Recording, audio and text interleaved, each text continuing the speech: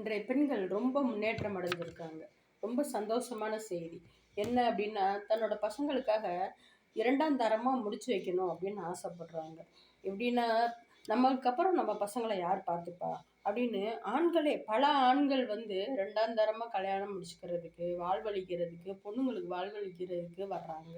இது வந்து எனக்கு என்ன ஞாபகப்படுத்துதுன்னா, சிப்பாய் கழகத்தின் போது காந்தியடிகள் பல செவிலி பெண்கள் பாதிக்கப்பட்டப்ப அப்போ அந்த நம்ம நாட்டு இளைஞர்கள பார்த்து குரல் குடுத்தாராம்.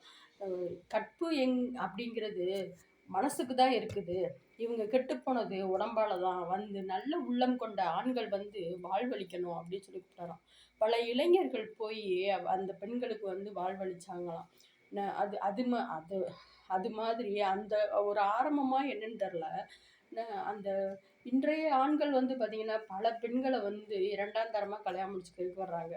ஆனா, அந்த ஆண்கள நல்ல வழிப்படுத்த வேண்டியது நல்ல அம்மாக்களோட கடமை. உங்க பசங்க ஆண்கள், ஆம்பள பையங்க தனியா இருக்கக்கூடாது அப்படின்னு நீங்க நினைக்கிறீங்கல்ல, அது ரொம்ப சந்தோஷம். ஆனா, இன்றைய உங்க பையன் நீங்க இல்லாத நாளைக்கு தனியா இருக்கக்கூடாது அப்படிங்கிறதுக்காக, நாளைய தலைமுறைய நீங்க அனாதையாக்கிட்டுருக்கீங்க. நீங்க திருமணம் முடிக்க போற பொண்ணுங்களுக்கு, அந்த 2ஆம் தரமா வாழ்வளிக்கணும் அப்படின்னு நினைக்கிற மருமகள்களுக்கு குழந்தைங்க இருந்தாங்கன்னா, ஏத்துக்கங்க. ஏன்? உங்க பசங்களுக்கு அவங்க பாரமாயிருவாங்க அப்படின்னு நினைக்கிறீங்களா? திருமணம்ங்கிறது உடம்புக்கு கிடையாதுங்க. பொறுப்புகள குடுக்கக்கூடியது தான் திருமணம்.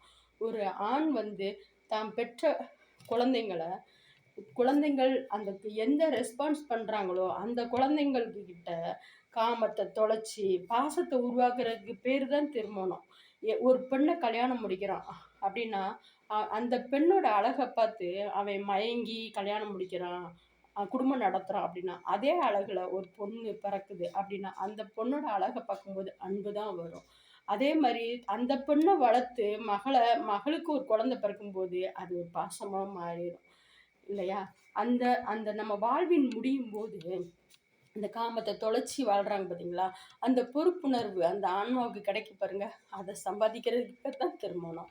நம்ம வாழ்க்கையில பொறுப்ப எடுத்துக்கணும்.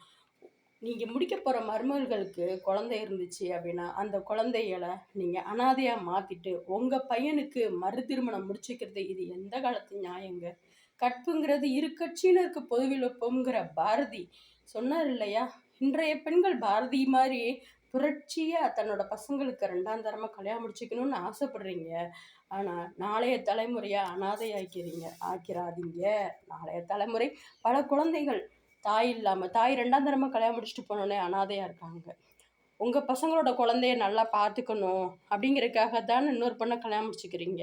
அந்த பசங்களுக்கு அந்த பொண்ணுக்கு பசங்க இருந்துச்சுன்னா, அதுக அனாதையா இருக்கணுமா? அதுலயும் பார்த்தீங்கன்னா, ஒரு குழந்தை இருந்தா தான் கல்யாணம் முடிச்சுப்பாங்களாம். அப்புறம் கல்யாணம் முடிச்சுட்டு 2 குழந்தை இருந்ததுன்னா கல்யாணம் முடிச்சுக்க மாட்டாங்களாம். இதெல்லாம் மறுமணமும் முடிச்சு வச்சுட்டீங்க அப்படின்னா, பொறுப்புகள ஏத்துக்கணும்.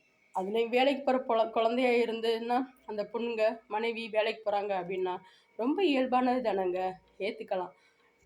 தாய்மார்கள் இன்னும் சிந்திக்கணும். இன்னும் கொஞ்சம் முன்னேறணும்னு நான் நினைக்கிறேன்.